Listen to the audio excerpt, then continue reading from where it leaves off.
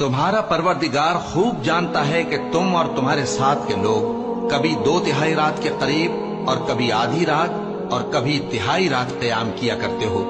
اور اللہ رات اور دن کا اندازہ رکھتا ہے۔ اس نے معلوم کیا کہ تم اس کو نبھا نہ سکو گے تو اس نے تم پر مہربانی کی، پس جتنا آسانی سے ہو سکے اتنا قرآن پڑھ لیا کرو۔ اس نے جانا کہ تم میں بعض بیمار بھی ہوں گے اور بعض اللہ کے فضل یعنی معاش کی تلاش میں ملک میں سفر کریں گے اور بعض اللہ کی راہ میں لڑیں گے،